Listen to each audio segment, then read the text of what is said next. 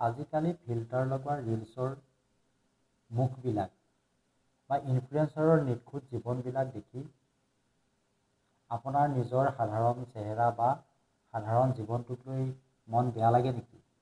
সাৱধান, আপুনিও নভবাকৈ hyper reality নামৰ এই ভয়াৱহ মানসিক ব্যাধি আৰু সামাজিক ব্যাধিৰ ফাঁদত পৰিব পাৰে।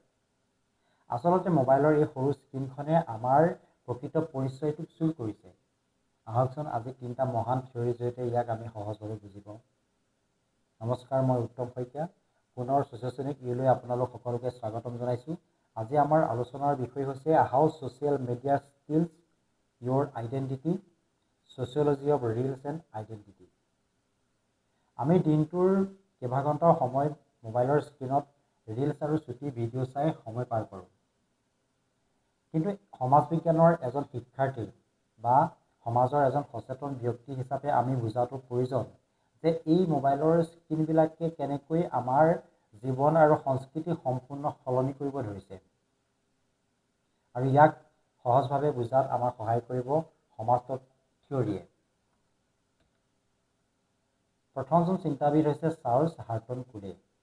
তেখেতৰ তত্ত্বটোৰ নাম হৈছে দি লুকিং গ্লাছ চেল্ফ, অৰ্থাৎ আইনা সদৃশ আত্মসত্তাৰ পৰিচয়।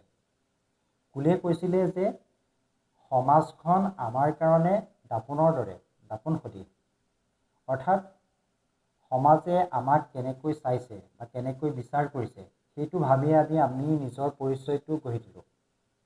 সমাজে কেনেকৈ আমাক বিচাৰ কৰে বা কেনেধৰণে আমাক চাইছে সেইটো ভাবি লৈ আমি নিজৰ পৰিচয় গঢ়িব বিচাৰোঁ। চিন্তা কৰকচোন, আজিৰ ডিজিটেল যুগত আটাইতকৈ ডাঙৰ আইনাখন কি? মোবাইলৰ স্ক্ৰীণখন। আপুনি এটা ৰিলছ আপলোড কৰিলে বা এখন ফটো আপলোড কৰিলে, কিমানে লাইক কৰিলে, কিমানে কমেণ্ট কৰিলে, সেইলৈ আপোনাৰ সুখ আৰু দুখ নিৰ্ধাৰিত হয়। ইয়াকে কয় অনলাইন ভেলিডেশ্যন। ৱৰ্ড এতিয়া ইণ্টাৰনেটৰ অচিনাকি মানুহৰ হাতলৈ গুচি যাব ধৰিছে।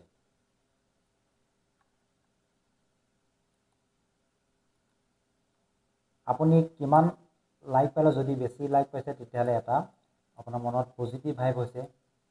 যদি নহয় বোলে আপোনাৰ বেয়া কমেণ্ট আহিছে, বেয়া আপোনাৰ লাইক কম হৈছে, তেতিয়াহ'লে আপোনাৰ মনত এটা বিষাদৰ বা নিগেটিভ ভাইব সৃষ্টি হৈছে। আমাৰ দ্বিতীয়জন চিন্তাবিদ হৈছে আৰভিং গফমেন। তেখেতৰ বিখ্যাত থিয়ৰী ড্ৰামোটুৰ্জি। গফমেনে কৈছিল যে আমাৰ সমাজখনক তেখেতে নাটকৰ মঞ্চৰ লগত তুলনা কৰিছে। এই মঞ্চত আমিবিলাক একোজন অভিনেতা মাত্ৰ, আৰু সেই মঞ্চখনক তেখেতে প্ৰধানকৈ দুটা ভাগত ভাগ কৰিছিল। এটা হৈছে ফ্ৰণ্ট ষ্টেজ। প্ৰথমটো হৈছে ফ্ৰণ্ট ষ্টেজ,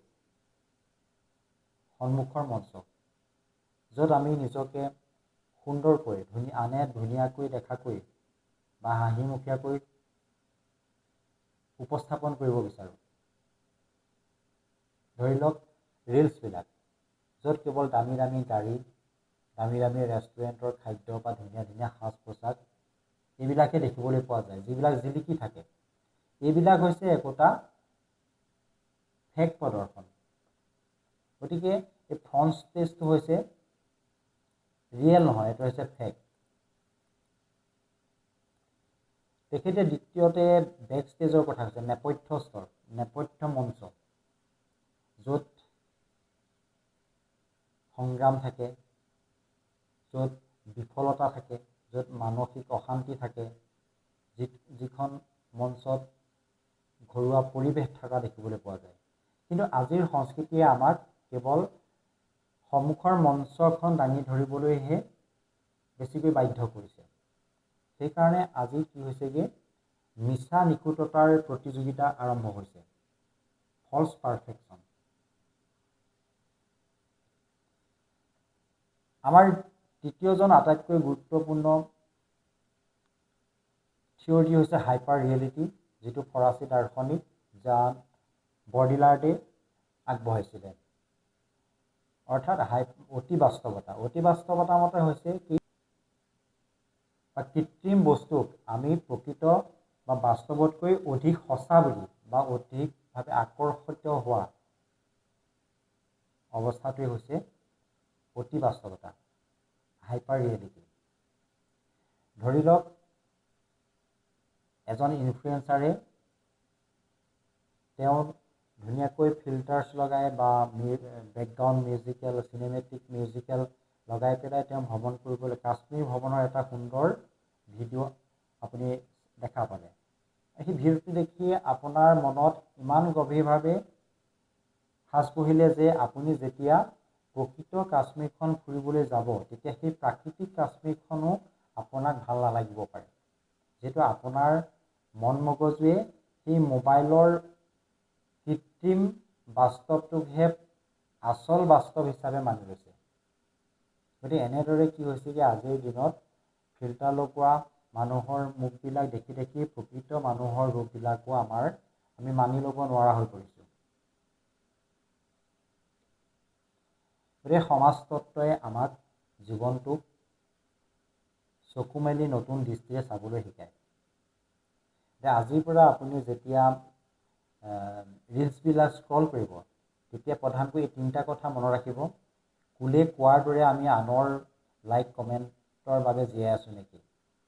গভমেণ্টে কোৱাৰ দৰে আমি সন্মুখৰ ষ্টেজত আমাৰ মুখাখনহে দাঙি ধৰিব বিচাৰোঁ নেকি? ঠিক সেইদৰে বডিলাৰ্টে কোৱাৰ দৰে আমি দেখা বস্তুটো ৰিয়েল নে এই ফিল্টাৰ?